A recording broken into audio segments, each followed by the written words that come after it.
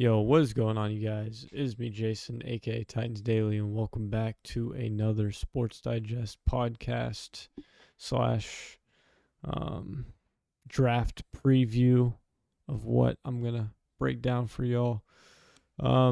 Basically, I'm gonna go over who I think the Titans should pick at 4 overall. I think somebody else has the 6th overall pick, but this is the 6 players that I think the Tennessee Titans should pick in the 2026 NFL Draft. We're 2 months away, basically, about 10 weeks away, if you want to be technical. If you guys are enjoying these videos, hit the like button down below. I appreciate all of your support. And if you guys are new to the channel, hit the subscribe button so you can stay up to date on whenever I upload videos like this. And basically, the Road to Glory series is done. Dynasty is still going to be a thing. I'm still going to do the Mike Vrabel Indiana State rebuild. It's all going to be fun. We did it. We did the whole Road to Glory. Jason Daly is now retired. He's not wavering for his 6th year of eligibility like some of these other players like Joey Aguilar, and I know Trinidad Chambliss got his, eligibility, but, to be determined on that. There's going to be some Vol stuff coming in the future, whether that be March Madness. I'm going to make a video for March Madness. I'm going to be filling out a bracket. As someone that watches just Tennessee basketball, it's going to be pretty interesting to see the other teams. I mean, obviously I see the other teams play, but not as often as I watch Vols basketball. Vols football is going to be coming out soon. Have a lot of stuff planned. Episode 40 is in the works. I'm just figuring out how long I'm making the video. I'm thinking about an hour, but that might be a long time. But it's going to be mainly just salary cap stuff, who we should trade, who we should sign in free agency as free agency approaches March 11th. This video is coming out Monday, February 17th. So don't worry, I'm back. Just for a second, just to tell you guys that. I hope you guys enjoy this one, and let's get right into the draft board. So right now I am pulled up Ruben Bain. I'm on the PFF website. It's all fun. All fun and games until the draft comes, right? Ruben Bain is the prototypical defensive end you want, right? He is the unanimous number one edge rusher in this class. I mean, there's other players, like Caleb Downs or, David Bailey's like the 1B of this edge group. You could also argue that Arvell Reese, the linebacker from Ohio State, could also be in that one category, but no one has played better than Ruben Bain, especially in these last college football playoffs. You see his stats right here. I mean, he is mainly a pass rusher. He's going to be a 4-3 backer, but, he's going to have some weaknesses like his short arms. I think his arms measured at, 33 and a half, or something like that. I don't remember his exact measurables, but, main thing with the Titans, as it pertains to the future, that defensive line is already pretty decent. Jihad Ward's an impending free agent, so I'm not going to count him. Jeffrey Simmons, Devondre Sweat, Cedric Gray likes to play off the ball linebacker. Like, he can be a Mike, but Ruben Bain would be a great value pick at 4. And, sometimes pairing, different defenses like, 4-3 defenses. I'm going to show you a picture of what that looks like right now. Basically, a 4-3 defense is you have 3 linebackers, your Mike, your Will, your Sam, and you have 4 down linemen that are in that 3-point stance. At 6'3", 275, Ruben Bain could be the guy, that we take. I know Jeffrey Simmons said in an interview recently that he wants Ruben Bain because obviously the Titans need some help at pass rush. Obviously, free agency hasn't started yet. We're in that period where teams will begin to place that transition tag on players, but I think he's on the heavier side of being an edge. He's more of a 3-4 outside linebacker than he is just a typical edge rusher, but he is going to do wonders for this defense, for this Robert Saleh and Gus Bradley led defense for the Titans if they do take him at 6. But this is one player to watch, come April. Obviously, the combine hasn't started. It doesn't start for another 2 weeks, but I think Ruben Bain is a really strong possibility of becoming a Titan. And, you know, the Titans, when it comes to defensive linemen, last few years, even in their history, Javon Curse, Derek Morgan, Jarrell Casey, Jeffrey Simmons. We've seen Tavondre Sweat go from year 1 to year 2, how much he's progressed. And I think it's all about, finding that, culture with Robert Saleh and, what he's done for the 49ers. Obviously, he had a really interesting quarterback situation with the Jets. And, yes, it is another Miami player in the top 5, but hear me out. I think Ruben Bain's comparison is going to be Dwight Freeney, just honestly based on his size and ability to have that quick get off, and to be honest, there's a lot of time left till the combine. Still 2 weeks out, right? It's like, yeah, it's the last weekend in February is when the combine is. I'm pretty sure it starts next week. But I would be he's gonna be long gone after 6, I'd say. But just a really good valuable pick. You know, 12 sacks, 3 hits, 68 quarterback hurries, 1 batted ball. But mainly he's lining up outside right tackle. He's right there. If you watch film on him, he's a great player, and I'm gonna move on to the next player. But keep an eye out for Ruben Bain. All right, now my number 2 player, my second player that I would like the Titans to pick at 4. It's kind of a tie because I think Carnell Tate, Jordan Tyson, Mekhi Lemon, Chris Brazzell, they all fit the mold for being a really dynamic deep threat wide receiver, but no one fits the mold better than Carnell Tate. I think whenever you see an elite playmaker on the outside, and there's just some injury concerns, and I know people argue Jordan Tyson is the best receiver in the class, but he's had that lingering issue. He's not fully healthy all the time. He's just an injury scratch. But I think the Titans just need a true wide receiver 1 at this point. And, Carnell Tate is just that, right? You could also argue Mekhi Lemon could be in that conversation of wide receiver 1A and 1B, like I said, with edge rushers, with David Bailey and Ruben Bain.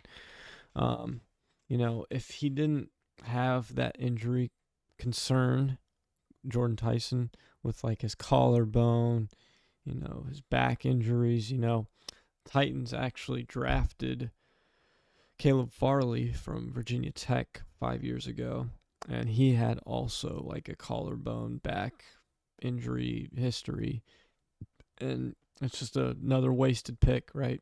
At 20 or 21 back in the 2021 draft, if I remember correctly. That was also at a time where we had a really good team and we just needed like corner pieces because we were losing Malcolm Butler, we were losing Logan Ryan. Kevin Byard was deciding whether or not to stay. He did stay, but we eventually traded him to the Eagles. But yeah, I have enough to say about Carnell Tate.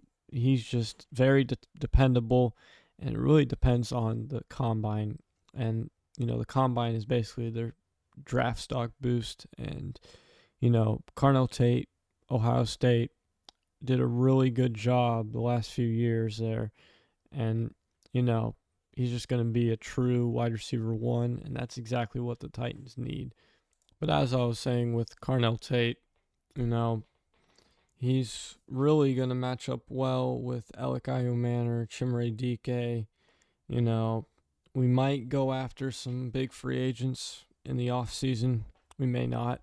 I think we will because we have the most salary cap, and that's going to be like the whole topic of discussion when it comes to the next episode of this.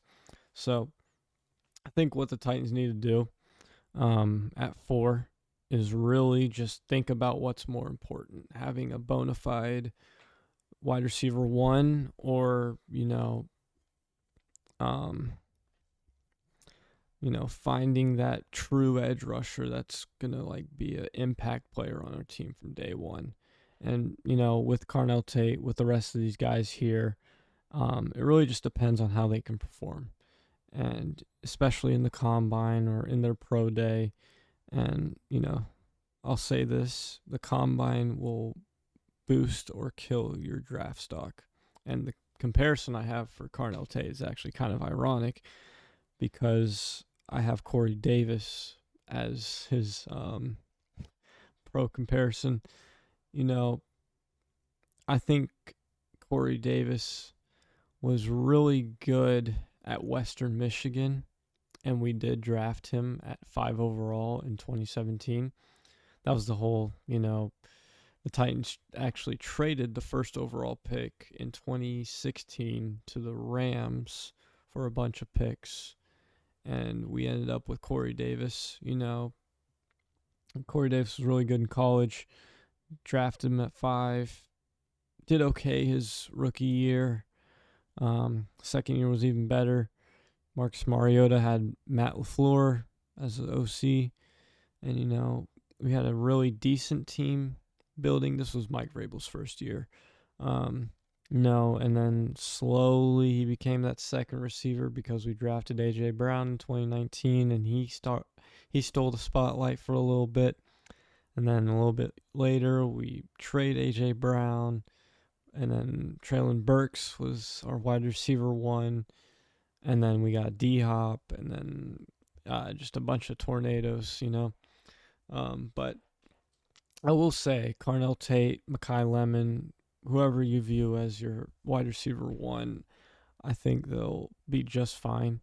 Jordan Tyson, we'll see how he is, and evaluate the process from there. But Carnell Tate, I wouldn't be surprised if he isn't the first receiver off the board because of Mekhi Lemon, and just honestly, reel to tape is just amazing from both of these players, Carnell Tate and Mekhi Lemon. Let me pull out Lemon real quick. There he is at 9. So Mekhi Lemon has better numbers than Tate. He is more of an X, maybe Y, flex him to slot. So an X is an outside receiver, Y is your slot receivers. Basically, both are pretty good. I would be happy with either Lemon or Carnell Tate, but I will take Carnell Tate's speed and size over Mekhi Lemon's. So that's what I have at 1A, 1B as far as wide receivers go. But we're going to go back to the defensive side of the ball. Arvell Reese, best linebacker in this class. Honestly, probably number 2 on defense, right under Caleb Downs. And then number 3 is probably either going to be Ruben Bain or Sonny Styles. I like Arvell Reese a lot, and this would be another great valuable pick at 4 if we do move on from Cody Barton. But as it sits, I think our linebacker group would be really good if we have Arvell Reese in that rotation of Cedric Gray, Cody Barton, and then Arvell Reese, and then maybe pick up another Mike linebacker in free agency. But I think the Titans are going to go defense heavy in the draft and in free agency in general.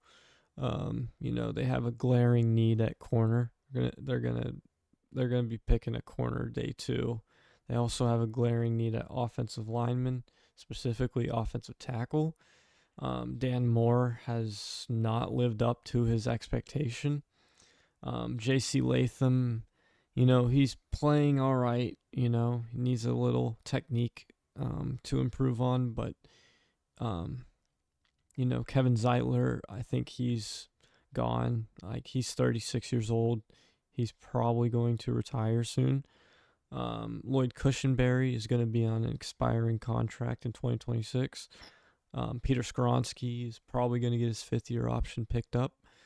And yeah, Dan Moore, we're going to have to find his replacement soon.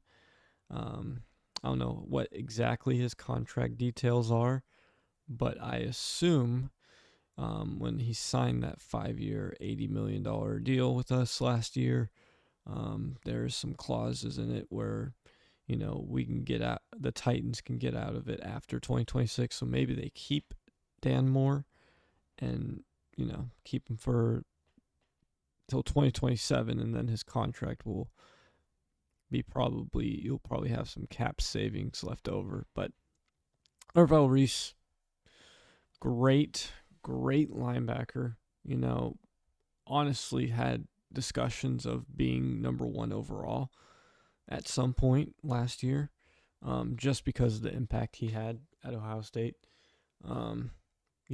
Only 4 missed tackles. Excellent run linebacker. And, where I have Arvell Reese, I mean, he is the cream of the crop. I would consider Arvell Reese a blue chip prospect, as I do Ruben Bain, and probably Francis Maligoa, who's another player on this 6-player list. I see Arvell Reese being like Paul Posluszny. It was pretty hard to find a comparison for Arvell Reese, but I went with a really good linebacker from the Bills and the Jaguars. I think Paul Posluszny did a great job at Penn State. I know Penn State is like linebacker U, right? And Posluszny also did a really good job in the NFL.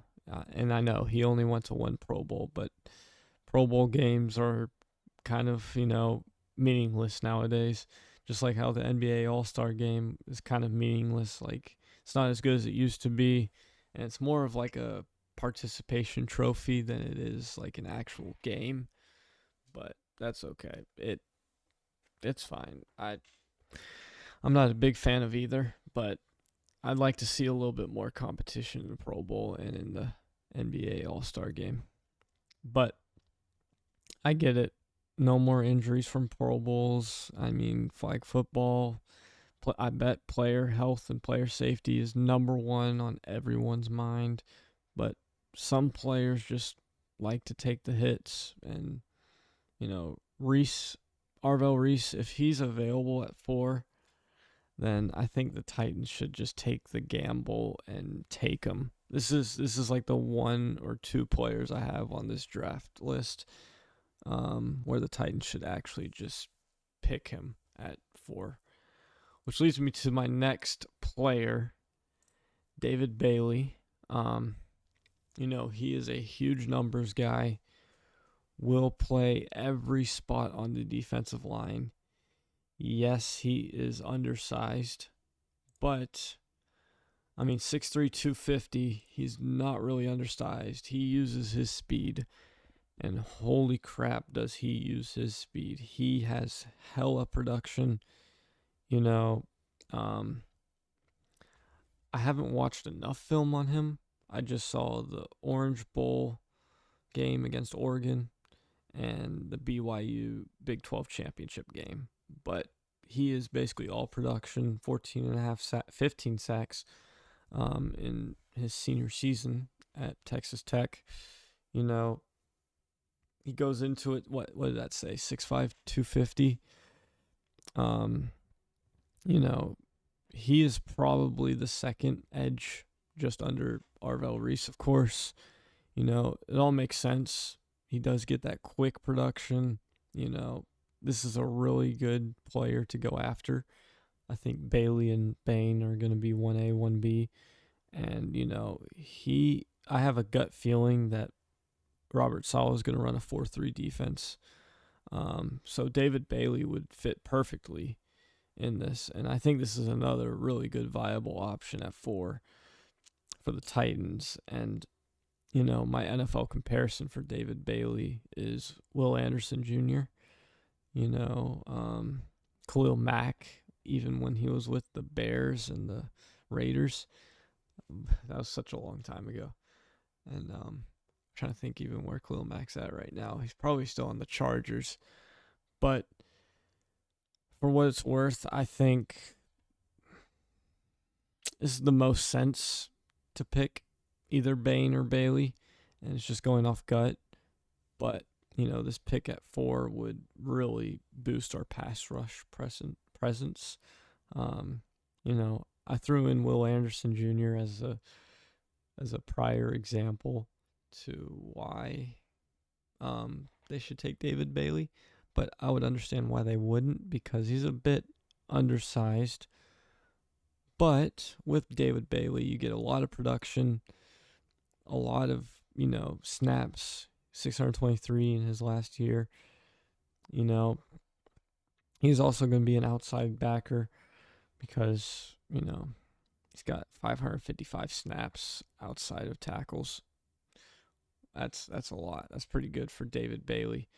And let's go to the next player, which I believe it is Francis Mauigoa.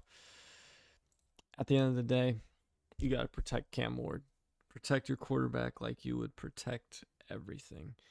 A lot of people will be mad that I do have Francis Mauigoa at going to 4. But honestly, he might be the best tackle guard. I mean, he plays a lot of tackle. He plays mostly tackle. But Francis and Caden Proctor are 1A, 1B when it comes to tackles in this class. I don't think Spencer Fanu is going to be that great, but who knows? I mean, combine's in 2 weeks, so that's going to be interesting to see how they, match up. I think Mauigoa has a little bit more going for him because he does have the experience with Cam Ward. Allowed only 2 sacks or 3 sacks in the past 2 years. He will be a great player to put at right tackle. It's just you got to shift Latham back to left tackle. Or maybe you can even flex Mauigoa at guard and put him right next to Latham. And then, obviously move on from Kevin Zeitler and, go from there. I think, with the way he can pass block is his main focus. He is going to be something to watch for sure. And whoever takes him at wherever he goes, I really don't know if the Titans are going to take him. But if they do take him, I think it would be a mistake not to take him.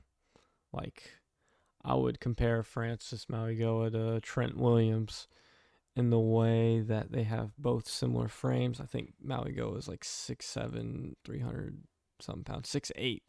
No, 6'6". I can't read. That's great. But, to add on, Mauigoa is just an excellent pickup wherever he goes. He's going to provide that pass block strength, which is what we need. But, if we can't get Mauigoa in the first round, I think we go offensive line in the second round. It's either going to be wide receiver edge, round 1, pick 4, and then probably protect Cam Ward, right? Because he got sacked 50-something times, 55 times in 2025. I don't think that looks good. I don't think that's a good thing at all. But to be fair, free agency is going to be very, very fun to watch, and we're gonna watch a lot of it, and especially if you can add players like Caden Proctor and Francis Mauigoa to the team, that would be really nice. But this is basically a segue going into Caden Proctor. Proctor is a little bit taller than Francis Mauigoa. I believe he is 6'7", 320 pounds. And he is probably my last resort when it comes to offensive linemen being taken in the top 10. Says PFF big board rank is 25. That's crazy. But Proctor has been able to get that quick speed and size, and he is just a great protector on the O-line. Going from Jalen Milroe to Ty Simpson, and I think he plays a key role in run blocking more than he does pass blocking. They just need to protect Cam Ward, honestly. And for what it's worth, protecting your quarterback helps a lot, especially against a really aggressive defense. I know defense wins championships. We saw that in the Seahawks-Patriots game. But then again, free agency starts in less than a month, March 11th to be specific. And, the Titans have a lot of reasons to pick up offensive linemen and really just rebuild this team and make it a playoff team. And then, I don't know if we'll be a playoff team next year, but I just hope to God we don't fire Robert Saleh after his first year, because this is the first time I've been genuinely excited to be a Titans fan for a long time. Like, even for the few short weeks that Will Levis was playing and Mike Vrabel was about to get fired, I had a little bit of hope because we had D-Hop, we still had Derrick Henry, and, now that all three are pretty much gone except for Will Levis, it's just the business side of the NFL is really complicated, because once you get that told to you that you're fired or cut or traded, it's just like, damn, there goes my job. And then, another team's going to pick up that player. If we're using Derrick Henry. Sorry. If we're using Derrick Henry as an example, literally got informed that he was going to be released and they couldn't work out a deal. He signed with the Ravens, just like Eddie George did back in 2004. Played for the Ravens for the past 2 years and has been one of the best running backs in the NFL, still at 31. But now he's 32, I think. Yeah, 32 years old. I mean, it's just going back to where the Titans imploded, but I think they have a really good chance this year to really make a name for themselves. They also dropped a new logo. So this is the new Titans logo. I honestly don't know what to think of this. I think this is just a plan to, I don't know, roll out white Oiler uniforms for all that matters. But it doesn't look that bad. I think a lot of people are overreacting, but I really like the flame logo. This one right here, the one on the left, looks a lot cleaner, and it's got like the red stars, but these are like white stars. But it does remind me that the Titans might get a white Oilers throwback jersey, and that's always fun. And whenever the Titans do dress out to become the Oilers and paint the field however they do, and it's really fun, really exciting time to be a Titans fan. Obviously their logo isn't the best, but who has the best NFL logo? I actually would have no idea who does have the best logo, but we'll figure that out. Anyways, I'm gonna wrap this episode up. If you guys enjoyed this video, hit the like button down below. I appreciate all of your support. And if you guys are new to this channel, hit the subscribe button so you can stay up to date on whenever I post new videos like this. I have the Mike Vrabel Indiana State rebuild to still do. I'm going to open another box of cards. Hopefully that video comes out Tuesday, the 18th. And then I have a couple other plans for episode 40 of Sports Digest. This is episode 39. I hope you guys have a great day, and I'll see you guys in the next video. Bye-bye.